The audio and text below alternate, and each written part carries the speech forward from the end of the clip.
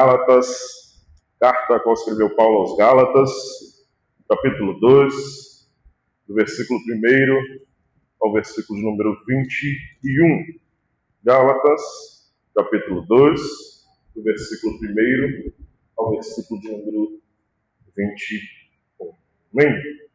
Onde falaremos sobre o Evangelho da Graça, não admite acréscimos. O Evangelho da Graça não admite acréscimos. Gálatas 2, do 1 ao 21. Acompanhe comigo em sua Bíblia ou no telão a palavra do Senhor que nos diz assim. Depois de 14 anos, subi outra vez a Jerusalém com Barnabé, levando Tito também comigo. Subi por causa de uma revelação e expus a eles o evangelho que prego entre os gentios, mas, em particular, aos que pareciam se destacar para que, de algum modo, não corresse ou não tivesse corrido inutilmente. Mas nem mesmo Tito, que estava comigo, foi forçado a circuncidar, embora fosse grego. Isso por causa dos falsos irmãos que haviam se intrometido e secretamente vieram espiar a liberdade que temos em Cristo Jesus para nos escravizar. Mas nem por um momento cedemos ou nos submetemos a eles, para que a verdade do Evangelho permanecesse conosco. E aqueles que pareciam ser importantes, ainda que o tenham sido no passado, isso não me importa, pois Deus não considerou a aparência humana. Esses que pareciam ser importantes, nada me acrescentaram. Pelo contrário, viram que o evangelho da incircuncisão não me havia sido confiado, assim como a Pedro o evangelho da circuncisão. Pois aquele que agiu por meio de Pedro para o apostolado da circuncisão, também agiu por meu intermédio para o apostolado aos gentios. E quando reconheceram a graça que me havia sido dada, Tiago, Cefas, Pedro e João, considerados colunas, estenderam a mão direita da comunhão a mim e a Barnabé, para que fôssemos aos gentios, e eles a circuncisão. E nos recomendaram somente que nos lembrássemos dos pobres, o que também procurei fazer com cuidado. Quando, porém, Cefas chegou a Antioquia, eu o enfrentei abertamente, pois merecia ser repreendido, porque antes de chegar, alguns da parte de Tiago, ele estava comendo com os gentios, mas quando ele chegara, Cefas foi se retirando e se separando deles, por temer os que eram da circuncisão. E os outros judeus também fizeram como ele, a ponto de até Barnabé se deixar levar pela hipocrisia deles. Mas quando vi que não agia corretamente, conforme a verdade do evangelho, disse a Cefas na frente de todos: se tu, sendo judeu, vives como um gentio, e não como um judeu, porque obrigas os gentios a viver como judeus. Nós, judeus, por natureza, e não pecadores dentre os gentios, nós, judeus, por natureza, e não pecadores dentre os gentios, sabemos, contudo, que o homem não é justificado pelas obras da lei, mas pela fé em Jesus Cristo. Nós também temos crido em Cristo, Jesus, para sermos justificados pela fé em Cristo, e não pelas obras da lei, pois ninguém será justificado pelas obras da lei, mas se procurando ser justificados em Cristo, nós mesmos também fomos encontrados pecadores. Seria por acaso Cristo ministro do pecado? De modo nenhum. Ora, se reconstruo aquilo que destruí, demonstro que sou transgressor, pois pela lei eu morri para a lei, a fim de viver para Deus. Já estou crucificado com Cristo. Portanto, não sou mais eu quem vive, mas é Cristo quem vive em mim. E essa vida que vivo agora no corpo, vivo pela fé no Filho de Deus, que me amou e se entregou por mim. Assim, não cancelo a graça de Deus, pois se a justiça vem por meio da lei, então Cristo morreu inutilmente. Amém. Poderoso Deus e eterno Pai, aqui estamos, Senhor, diante da Tua poderosa palavra, diante da Tua presença, Senhor, nós te rogamos e te pedimos, continua, Senhor, a falar aos nossos corações. Continua, Senhor, a fazer a Tua vontade, a cumprir o Teu querer, o Teu propósito neste lugar. Eu diminua, Senhor, para que Tu cresça, que eu suma para que Tu apareça. O que nos importa é ter o Teu nome exaltado, engrandecido e proclamado neste lugar. Por isso, Pai, nós te rogamos e te pedimos, continua, Senhor, a falar conosco, assim como o Senhor já tem falado tremendamente desde a abertura desse culto. Através dos louvores, através da palavra lida, através das orações, através da intercessão, e agora, Senhor, através da Tua poderosa palavra, nós te pedimos, Senhor, continua, Senhor, a falar conosco. Porque aqui estamos, Senhor, para engrandecer e exaltar o Teu santo nome. Aqui, Senhor, estamos, Senhor, para prestar o nosso culto, mas também estamos aqui, Senhor, para ouvir o Senhor falar conosco neste lugar. Por isso, Pai, nós te rogamos e te pedimos, continua, Senhor, conosco. Continua, Senhor, a fazer a Tua vontade. Continua, Senhor, a falar conosco neste lugar. Que ninguém venha sair daqui dizendo o pastor assim disse, mas que venham falar, o Senhor falou ao meu coração neste lugar. Que não seja nada de mim, mas que seja do Senhor. É o que eu te peço e te agradeço em nome de Cristo Jesus. Amém. Amém. Queridos irmãos, quarta-feira passada nós começamos a ver a problemática que se instala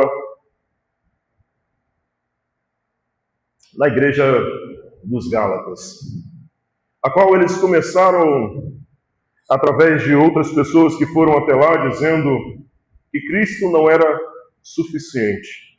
Eles precisavam realizar ou fazer algo para acrescentar e para ter a sua salvação e morar com Deus eternamente.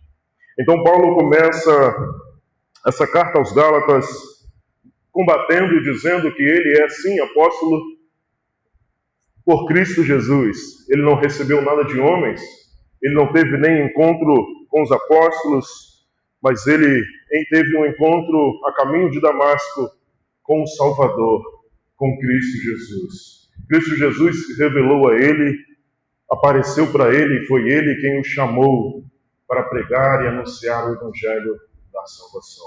Por isso Paulo, ou outrora Saulo, teve uma vida transformada, porque ele encontrou e conheceu o Salvador das suas vidas. Estamos diante de um texto, a qual o tema já foi dito, o Evangelho da Graça não admite acréscimos. Paulo, em todo o tempo, está debatendo e falando, não tem como acrescentar nada. Ao contrário disso, Cristo morreu inutilmente. Esse texto vai nos dizer a salvação é inteiramente obra da graça de Deus em Cristo, recebida somente pela fé. Qualquer tentativa de acrescentar mérito humano distorce o Evangelho, anula a cruz e escraviza a igreja. A igreja da Galácia estava vivendo uma crise espiritual profunda. Não era uma crise moral, mas uma crise doutrinária. A crise doutrinária sempre produz consequências práticas devastadoras. Falsos mestres ensinavam que Cristo era necessário, mas não o suficiente. A fé precisava ser completamente completada com a observância da lei, especialmente a circuncisão. Paulo escreve essa carta para defender não a si mesmo, mas a verdade do Evangelho. Em Gálatas 2, aprendemos que quando o Evangelho é alterado, a liberdade cristã é perdida e a cruz é esvaziada e a glória de Deus é roubada. A vinda de Paulo a Jerusalém ocorre cerca de 14 a 15 anos, 14 após sua conversão, O concílio informal acontece em Atos 15. A questão central: gentios precisam tornar-se judeus para ser cristãos? Esse não é a circuncisão cultural, mas a soteriológica sobre a salvação. Nós estamos diante de um texto muito atual. Estamos diante de um texto a qual Paulo combate aquela igreja a qual muitas pessoas ainda dizem: Cristo não é suficiente. Talvez não digam com suas palavras, mas sim com suas atitudes, com sua forma de viver ou jeito de querer se justificar diante de Deus. Se Cristo, Ele é suficiente para a minha e a sua vida, e Ele precisa ser, não é por causa de mim, não é por causa de você, não é pelo que eu possa ou não fazer, mas sim por intermédio de Cristo Jesus. Por isso, do versículo 1 ao versículo 5, nós veremos: a verdade do Evangelho deve ser preservada acima da aceitação religiosa. A verdade do Evangelho deve ser preservada acima da aceitação religiosa. Acompanhe comigo, Gálatas 1 a 5. Depois de 14 anos, subi outra vez a Jerusalém com Barnabé, levando Tito também comigo. Subi por causa de uma revelação e expus a eles o evangelho que prego entre os gentios, mas em particular aos que pareciam se destacar, para que de algum modo não corresse ou não tivesse corrido inutilmente. Paulo continua dizendo e demonstrando que ele nunca buscou a aprovação de homens, mas foi o Senhor que o chamou a apóstolo. Ele nunca buscou a aprovação de homens, ele nunca buscou a aprovação dos apóstolos, mas ele recebeu do Senhor. Por isso ele começa e continua dizendo: eu fui lá outra vez, depois de 14 anos. Fui lá depois de 14 anos que eu estava pregando, estava anunciando. Eu fui de novo a Jerusalém, junto com Barnabé. Também Tito também estava comigo.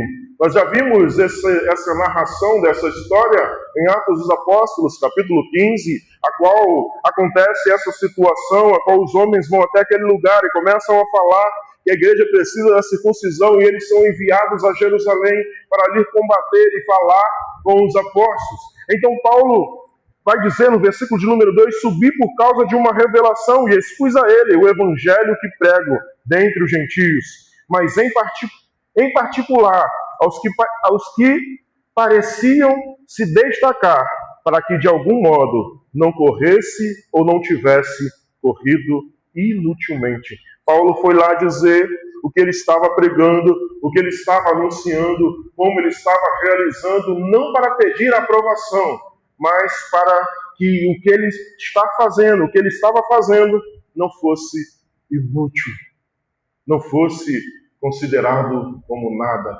Paulo está dizendo: eu fui lá, falei em particular com eles, não para pedir aprovação, mas para que eu não corresse inutilmente, para que o que eu estava fazendo, para que o trabalho que eu estava anunciando não fosse inútil. Mas nem mesmo Tito, que estava comigo, foi forçado a se circuncidar, embora fosse grego. Paulo está dizendo: Tito foi comigo, esteve lá junto com os apóstolos e ele não foi obrigado a se circuncidar.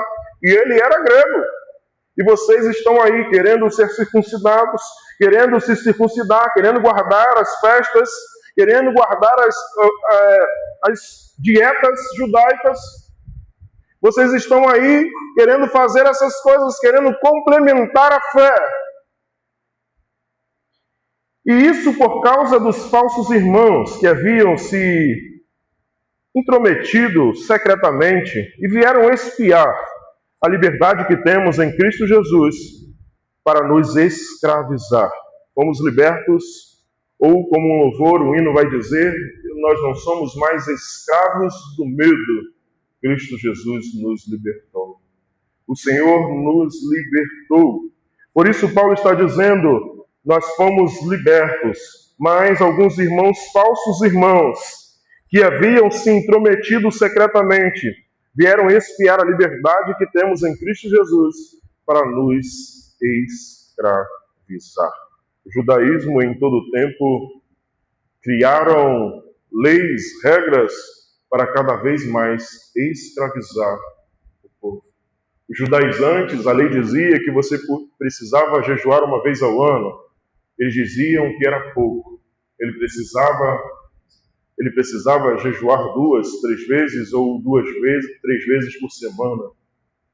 A lei dizia algo e eles acrescentavam mais. Vivemos num tempo onde a palavra de Deus está aqui, mas pessoas estão sendo escravizadas por não conhecer a palavra de Deus. Pessoas estão sendo escravizadas na religiosidade, escravizadas e vivendo uma vida religiosa, ao invés de uma vida transformadora que Cristo Jesus conquistou na cruz do Calvário por mim e por você. Pessoas que estão escravizadas, talvez por algo que precisa fazer, algo que precisa praticar, algo que precisa realizar, achando que assim serão salvas e encontrarão com Cristo Jesus. Paulo está dizendo que nós fomos livres, nós fomos libertos. 5. Mas nem por um momento cedemos ou nos submetemos a eles, para que a verdade do Evangelho permanecesse conosco. Paulo vai dizer, em nenhum momento eu fui lá para pedir aprovação alguma. Nenhum momento nós fomos lá ou deixamos de fazer ou nos submetemos a nada para que a verdade do Evangelho permaneça conosco. Paulo está dizendo, a verdade do Evangelho não pode ser alterada. A verdade do Evangelho, Cristo salva, cura e liberta, não pode ser alterada. A salvação é por Cristo Jesus. A salvação vem dele, é por intermédio dele e é para ele são todas as coisas. Por isso Paulo está dizendo, o Evangelho não pode ser alterado, a verdade de Deus não pode ser alterada. Paulo vai a Jerusalém por direção divina, não por insegurança ministerial.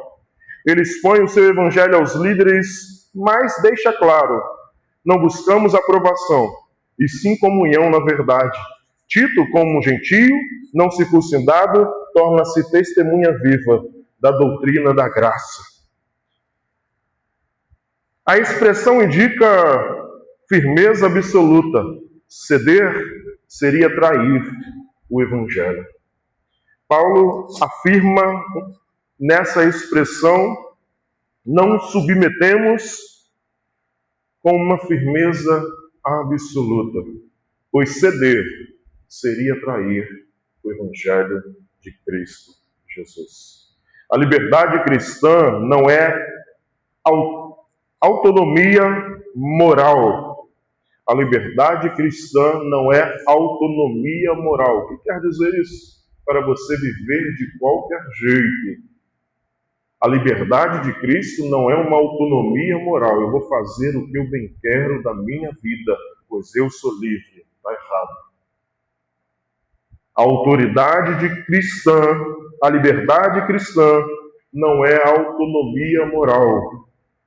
A libertação do sistema meritório da lei é libertação do sistema meritório da lei.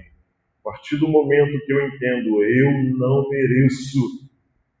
Não é eu não merecia, eu ainda não mereço.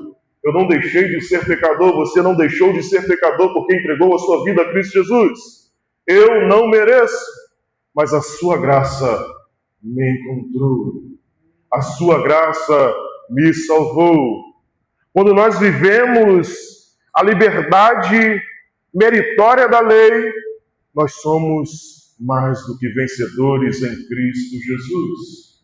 Mas quando somos escravizados pelo mérito da lei, nós ficamos nessa: será que eu sou salvo porque eu pequei, porque eu fiz isso, ou porque eu realizei aquilo, ou porque eu acabei fazendo isso ou aquilo outro, então eu vou para o inferno? Não é mérito, não é meu, não é seu, é Cristo Jesus. Nós fomos libertos do sistema meritório da lei. A lei nunca foi para merecer. Ao contrário, Hebreus não ia dizer que Abraão foi salvo pela fé, mas sim pelaquilo que ele realizou ou fez. Abraão foi salvo porque creu na promessa do Senhor. A lei sempre veio para demonstrar que estávamos perdidos, que sozinho eu e você não iríamos conseguir fazer ou conquistar. A lei nunca veio para demonstrar, para fazer, ao contrário disso. Se formos para Êxodo ver quando a tábua da lei foi entregue, o que o povo estava fazendo lá embaixo, quando Moisés estava falando com Deus e Deus estava escrevendo a tábua? O povo estava fazendo um bezerro de ouro para adorar no lugar de Deus. Moisés chega com a lei e o povo já estava perdido. A lei nunca veio para que eu e você fôssemos salvos por intermédio dela. Ela veio para nos mostrar que nós precisávamos de um Salvador, que nós estávamos perdidos em nossos delitos e pecados, que nós estávamos escravizados pelo pecado e que só Deus, se fazendo homem, sendo fiel até a morte, morreria por mim e por você, para que eu e você fôssemos salvos em Cristo Jesus. Em que área a igreja hoje está cedendo para evitar confrontos, mas comprometendo a verdade? Em que área talvez você, ou talvez a igreja hoje, tem evitado conflitos, evitado confrontos e assim negligenciado ou comprometido a verdade? Será que tem alguma área em sua vida? Eu não vou falar sobre isso não, porque hoje é lei, então se eu falar eu posso ser preso. Eu não vou falar sobre isso não, porque vai gerar muita discussão, vai gerar muito disse-me-disse, então vou deixar para lá. E às vezes estamos comprometendo a verdade, sem anunciar a verdade de Deus. Em que áreas em nossas vidas precisamos mudar? Precisamos deixar de ceder para que a verdade não seja comprometida. Paulo, Barnabé, Tito são exemplos. A verdade precisa ser dita, ainda que doa, mas a verdade liberta. Pois a palavra nos diz: e conhecereis a verdade, e a verdade vos libertará. A verdade é libertadora. Precisamos falar, ainda que seja dolorido para quem ouve, mas a verdade liberta, a verdade transforma. A igreja não pode moldar o evangelho para agradar pessoas ou culturas. Não podemos nos moldar, não podemos moldar o evangelho para agradar pessoas e para agradar culturas. A palavra é a verdade de Deus. Ela não pode ser moldada, ela não pode ser adulterada. A verdade não pode ser adulterada, ao contrário, não será verdade, mas sim mentira. Por isso, a palavra de Deus não pode ser adulterada. Então, nós, como igreja, precisamos falar, pregar a verdade. A verdade bíblica deve ser mantida, mesmo quando causa desconforto. A verdade bíblica deve ser mantida, mesmo quando causa desconforto. Mesmo que alguém se levante e diga: eu não creio nisso, eu não confio nisso, é a verdade bíblica. Não estamos aqui falando nada de nós mesmos, mas sim da verdade de Deus. Quando cedemos ao legalismo, perdemos a liberdade e aprisionamos os outros. Quando cedemos ao legalismo,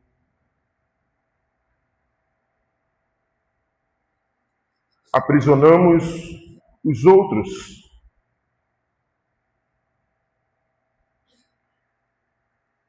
Perdemos a liberdade e aprisionamos os outros. Esse povo foi livre, foi liberto por Cristo Jesus. Mas eles começaram a ouvir outras pessoas. Não, você precisa guardar a lei. Você precisa ser circuncidado. Você precisa guardar as dietas. Vocês precisam guardar as datas específicas judaicas. Os pães sem fermento, vocês precisam fazer isso, precisam fazer aquilo. Vocês precisam guardar a Páscoa. Mas quando Cristo Jesus ressuscita, a Páscoa é Cristo. A salvação é Ele. Não é mais algo que aconteceu no Egito, mas Ele nos libertou para todo sempre. Nós vemos em Gálatas 5:1, para a liberdade foi que Cristo nos libertou. Para a liberdade foi que Cristo nos libertou. Gálatas 6-10, nós vamos ver: a autoridade no reino de Deus vem da verdade e não do status. A autoridade no reino de Deus vem da verdade e não de status. Acompanhe comigo. E aqueles que pareciam ser importantes, ainda que tenham sido no passado, isso não me importa, pois Deus não considera a aparência humana. Esses que pareciam ser importantes, nada me acrescentaram. Paulo está falando dos apóstolos. Aqueles que pareciam importantes, ainda que tinham sido no passado, isso não me importa, pois Deus não considera a aparência humana. Esses que pareciam ser importantes não me acrescentaram em nada. Paulo vai dizer: eles não me acrescentaram em nada. Eu recebi do Senhor, que também vos entreguei. Lembra lá o texto da ceia? Paulo dizendo: porque eu recebi do Senhor, e também vos entreguei. O Senhor Jesus, na noite que foi traído, tomou o pão, e tendo dado graças, o partiu e disse. Pelo contrário, 7, viram que o evangelho da incircuncisão me havia sido confiado, assim como a Pedro da incircuncisão. Viram que o evangelho da pregação para os gentios foi dado a ele, assim como a Pedro o evangelho para pregar para os judeus, os da circuncisão. 8. Pois aquele que agiu por meio de Pedro para o apostolado da circuncisão, também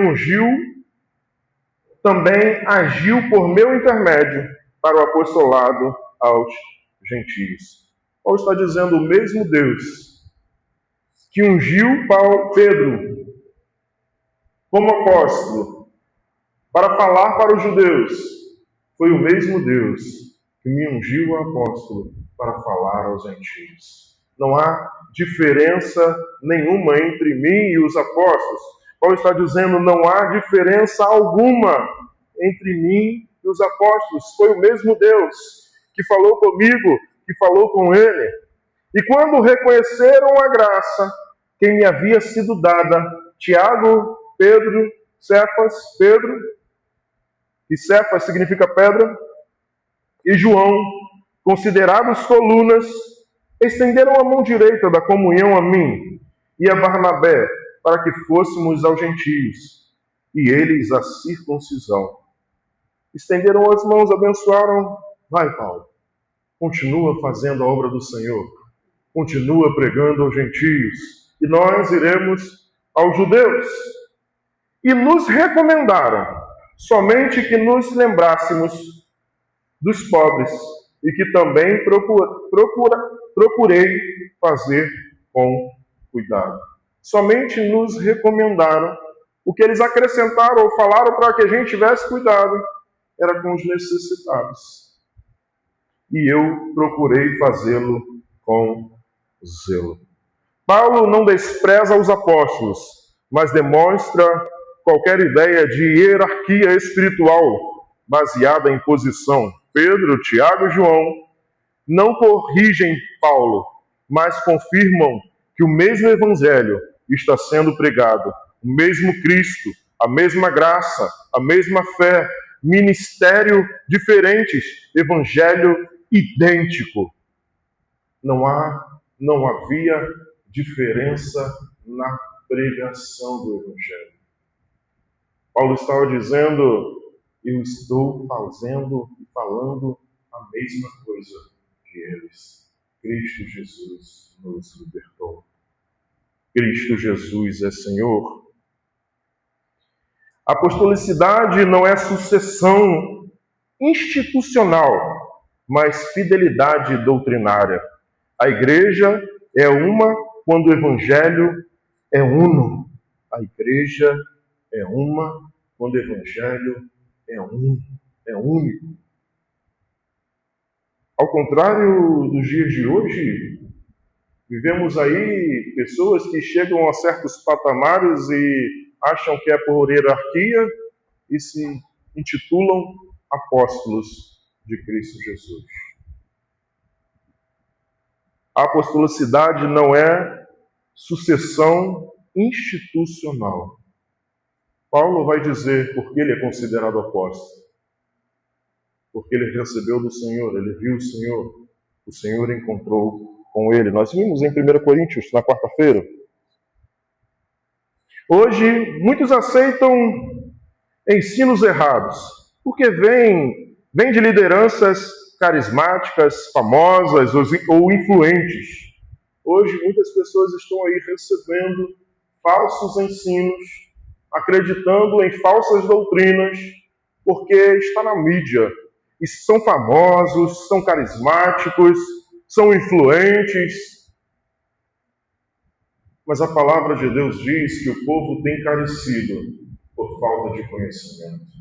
Se conhecer e conhecereis a verdade, e a verdade vos libertará. Se você se propor em conhecer a verdade de Deus, não tem como ser enganado. Quando você se propõe a buscar ao Senhor, a se dedicar ao Senhor, a ler a palavra de Deus, a estudar, a buscar conhecimento, você é liberto. Você é liberto, pois a verdade liberta. Hoje, muitos têm vivido no erro por aceitarem tudo que dizem, tudo que falam. Mas está na TV, mas está no TikTok, mas está no Instagram, está no Facebook, está enchendo o estádio e tem engolido o erro, porque assim querem se fazer bem. Não devemos aceitar o ensino apenas por quem o ensina, mas pelo que a Escritura diz.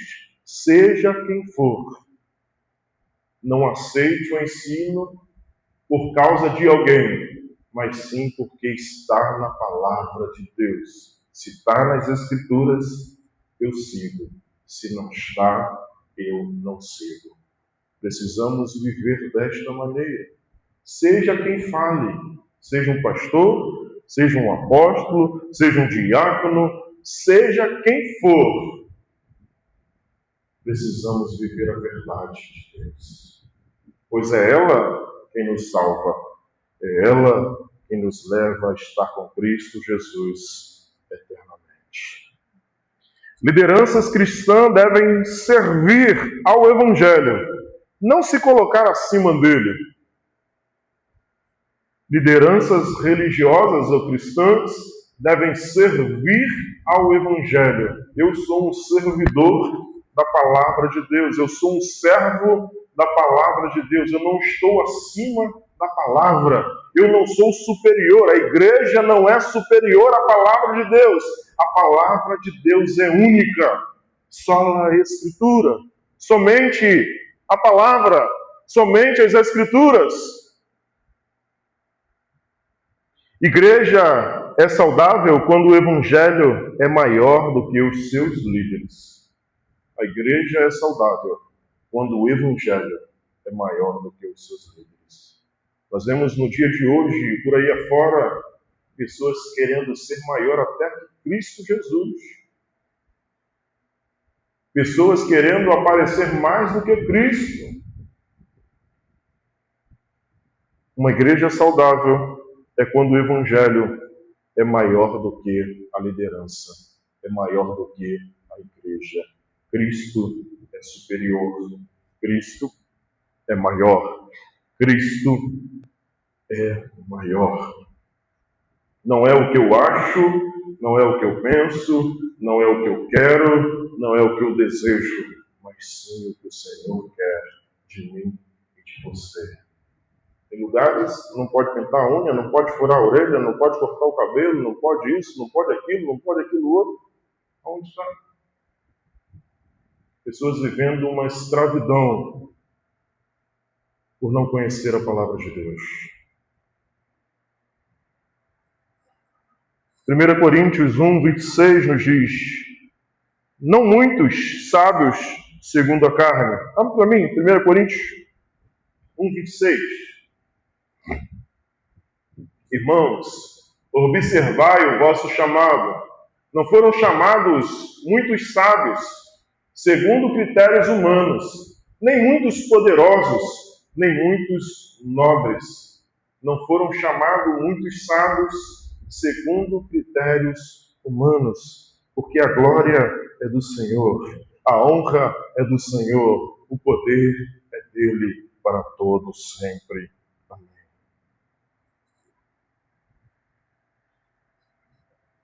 Pedro não errou. Vamos ver agora, do versículo 11 ao 14, que nos fala a incoerência prática também pode negar o Evangelho.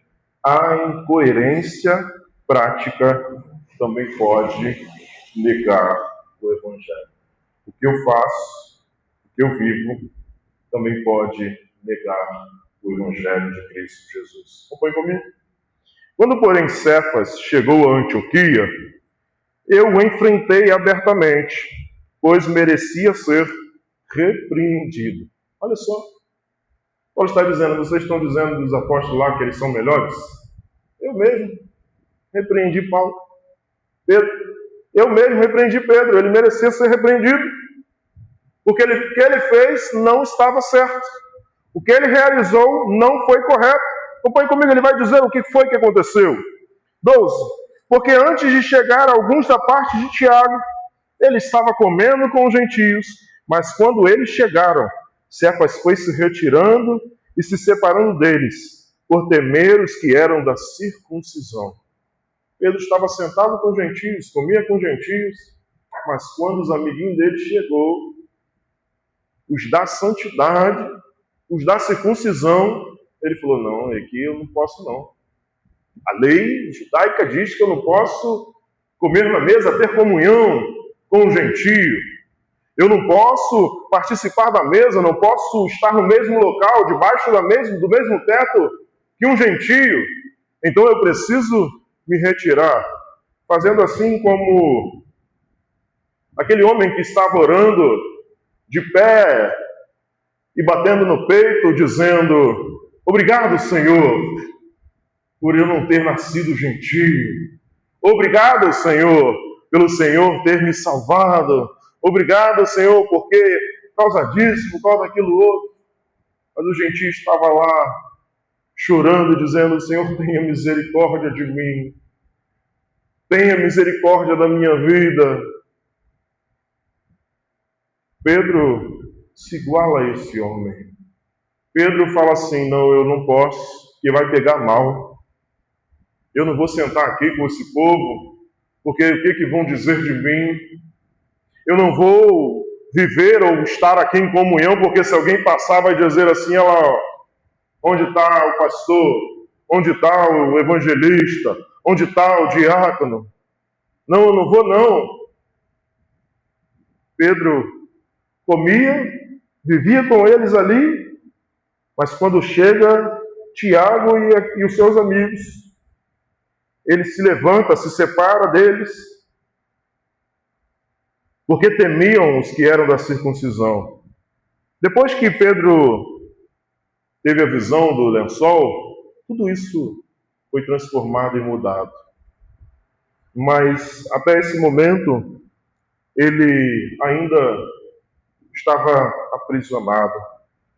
E os outros judeus também faziam como ele, a ponto de até Barnabé se deixou levar pela hipocrisia deles. Paulo vai dizer até Barnabé, até Públio, até Barnabé se separa, se contamina, se deixa levar pela hipocrisia deles.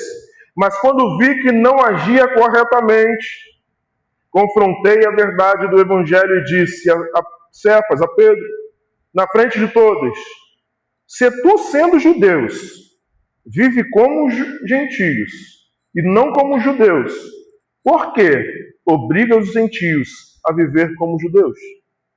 Se tu, como judeu, foi liberto por Cristo Jesus, por que você quer obrigar os judeus, os gentios, a se tornarem judeus, a ser judeus? Pedro não errou na doutrina, mas na prática. Por medo dos judaizantes, afastou-se dos gentios, comunicando que eles não eram plenamente aceitos. O comportamento de Pedro reconstrói o muro que Cristo havia derrubado. Pedro, com seu comportamento, reconstrói um muro que Cristo Jesus havia derrubado. A ortodoxia sem coerência vira hipocrisia. A religiosidade sem coerência vira hipocrisia. O Evangelho não é apenas crido, ele é vivido. O Evangelho não é apenas crido, ele é vivido. Você precisa viver o Evangelho. E a pergunta que nos fica é: você tem vivido esse Evangelho? Você tem vivido o que Cristo Jesus fez na cruz do Calvário por você? Você tem vivido o que o Senhor realizou? Sua postura aproxima pessoas de Cristo ou reforça barreiras que ele já removeu? As suas atitudes estão aproximando pessoas de Cristo ou estão afastando elas de Cristo? As suas atitudes têm aproximado as pessoas têm dito você como aquele que vive o amor de Cristo ou um separatista? Não. Ele me salvou e o restante? As suas atitudes estão se aproximando de Cristo ou fazem barreira? Nossa conduta precisa confirmar o Evangelho que professamos. Precisamos viver aquilo que pregamos. Precisamos viver aquilo que falamos. Precisamos viver Cristo Jesus. O medo da opinião alheia pode nos levar à hipocrisia espiritual. O medo da opinião alheia pode nos levar à hipocrisia espiritual. Devemos confrontar em amor quando a verdade do Evangelho está em jogo. Devemos confrontar em amor quando a verdade do Evangelho está em jogo. Paulo usa a linguagem jurídica. Justificação não é transformação moral, inicial, mas declaração legal da justiça diante de Deus. Obras da lei. Obras da lei. Acompanhe comigo. 15 ao 16. O coração do Evangelho. Justificação somente pela fé. Nós, judeus, por natureza, e não pecadores dentre os gentios.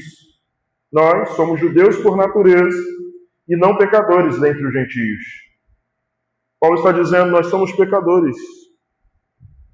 Não porque estamos com os gentios, mas nós somos por natureza pecadores.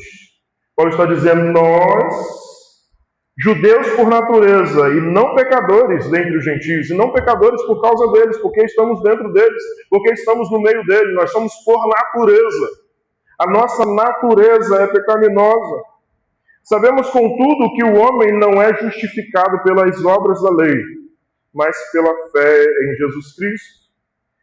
Nós também temos crido em Cristo Jesus para sermos justificados pela fé em Cristo, e não pelas obras da lei, pois ninguém será justificado pelas obras da lei. Pois ninguém será justificado pelas obras da lei. Ninguém. Paulo está dizendo, não entendi. Você não crê no que eu creio? E por que você está aí se separando? Não estou entendendo. Justificação não é transformação moral inicial, mas declaração legal da justiça diante de Deus. A justificação não é transformação moral inicial. Ela é declaração legal, justiça diante de Deus. Em Cristo Jesus, Ele se fez justiça no meu e no seu lugar. Quando Deus olha para mim e para você, Ele não vê eu e você. Por isso que Paulo diz, não vivo mais eu, mas quem vive é Cristo Jesus. Ele quis dizer, eu pouco mais importa. Deus não me vê mais, mas vê o sacrifício de Cristo Jesus na minha vida. Por isso que Paulo diz, não vivo mais eu, mas Cristo vive em mim. Quando Deus olha para mim e para você, Ele vê o sangue do Cordeiro na minha vida e na sua vida. Quando Deus olha para mim e para você, para derramar da sua ira, da sua misericórdia, Ele olha para mim e para você e vê o sangue do Cordeiro que nos lavou, que nos remiu. Obras da lei, qualquer tentativa humana de merecer a aceitação. Paulo está dizendo, não foi pelas obras, não é por mérito, não é por meritocracia, não vai ser por eu merecer ou não merecer, não vai ser por mim. Fé, confiar exclusivamente na obra de Cristo. Por isso que quando você levanta a mão dizendo, eu entrego minha vida a Cristo Jesus, você está dizendo, eu sozinho não consigo. Eu preciso de um Salvador, eu preciso de um Senhor, eu preciso de alguém que reme os meus pecados, que me leve a Deus. Cristo Jesus, o único e suficiente Salvador, não há outro. 3 vezes Paulo afirma a mesma verdade para eliminar qualquer dúvida. A fé não é obra meritória, ela é o instrumento que recebe a graça. A fé não é obra meritória, não é mérito meu, não é mérito seu. A fé vem pelo ouvir, e o ouvir pela palavra de Deus. Não é minha, não é sua, vem de Deus. Ela é o instrumento que recebe graça. Devemos rejeitar a mentalidade de merecimento espiritual. Devemos rejeitar a mentalidade de merecimento espiritual. Nós não merecemos nada. Nossa segurança não está no que fazemos por Deus, mas no que Cristo fez por nós. Nós estamos seguros e salvos porque Ele fez, não pelo que eu posso fazer, não pelo que eu posso realizar, mas pelo que Ele realizou na cruz do Calvário por mim e por você. Uma fé verdadeira descansa na obra consumada na cruz. Você quer ter uma fé verdadeira? Descanse, porque Deus já levou sobre si todas as nossas transgressões. Versículo 21 a 24. Mas agora se manifestou a justiça de Deus. Vamos lá, rapidamente, para a gente encerrar.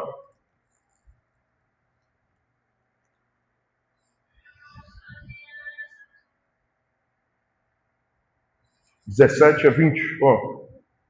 Mas se procurarmos ser justificados em Cristo, nós mesmos também fomos encontrados pecadores. Seria por acaso Cristo o ministro do pecado? De modo nenhum. Paulo vai dizer, mas se procuramos ser justificados, se nós somos justificados por Cristo, nós mesmos também fomos achados pecadores. Se nós precisamos de um Salvador, é porque nós não conseguimos. Se nós precisamos de um Salvador, é porque eu sou pecador e eu não consigo sozinho. Será então Cristo ministro do pecado? Então Cristo morreu para que eu e você vivêssemos pecando? De modo algum. Paulo vai dizer, não é para você viver de qualquer jeito, não. Cristo Jesus não morreu para você ter uma vida com um velho homem, viver fazendo o que você bem quiser na sua vida, não. Você tem que viver para a glória de Deus, para a exaltação do Senhor, para a exaltação do nome dEle, para a glória do nome dEle. Então tudo que você for fazer, você precisa pensar, eu estou glorificando o nome de Deus com essa atitude? Eu vou estar exaltando o nome de Deus com essa atitude? Se não, não faça. Se não, não realize. É o nome dEle quem precisa ser exaltado. É o nome dEle quem precisa ser engrandecido, porque foi Ele que fez, não foi eu, não foi você e nunca será. Ora, se reconstruo aquilo que destruí, demonstro que sou transgressor. Se estou reconstruindo aquilo que eu mesmo quebrei, eu estou demonstrando, eu sou transgressor, eu errei. Pois pela lei eu morri para a lei, a fim de viver para Deus. Já estou crucificado com Cristo. Eu já morri com Cristo Jesus. Cristo Jesus foi aquele que cumpriu toda a lei. Cristo Jesus foi aquele que guardou, e não tendo pecado algum, foi levado como ovelha muda ao matadouro no meu e no seu lugar. Portanto, não sou mais eu quem vivo, mas é Cristo quem vive em mim. E essa vida que vivo, agora no corpo, vivo pela fé no Filho de Deus, que me amou e se entregou por mim. Que me amou e se entregou por mim. Vivo pela fé no Filho, que me amou e se entregou por mim. Viva pela fé em Cristo Jesus. E ele vai dizer, ao contrário disso, assim não cancela a graça de Deus, pois se a justiça vem por meio da lei, então Cristo morreu inutilmente. Se a justiça vem por meio da lei, a morte de Cristo foi em vão. De nada adiantou. Se não existe uma perdição interna, se não existe um inferno, para que Cristo morreu? Para que Cristo se entregou na cruz do Calvário por mim e por você? Para quê? Não há incoerência? Já não sou eu quem vive, mas Cristo vive em mim. Justificação não leva à libertinagem.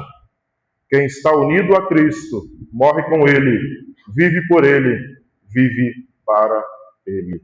Justificação não leva à libertinagem. Você não foi liberto para viver uma libertinagem ou da maneira que você deseja viver. Você foi liberto para se unir a Cristo, para morrer com Ele, para viver com Ele e para viver para Ele. A vida cristã não é esforço independente, mas vida dependente de Cristo. Justificação gera santificação. A fé salvadora nunca permanece sozinha. A vida cristã é viver a independência diária de Cristo. A cruz redefine nossa identidade, valores e prioridades. A cruz de Cristo redefine a minha e a sua identidade, o meu e os seus valores, o minha e as suas prioridades. O que talvez anteriormente era prioridade para mim, não deve ser mais, porque eu tenho que viver para a glória de Deus. Não vivemos para agradar a nós mesmos, mas aquele que nos amou. Eu não vivo para agradar as minhas vontades, mas para agradar aquele que me salvou, aquele que me remiu, aquele que se entregou na cruz do Calvário no meu e no seu lugar.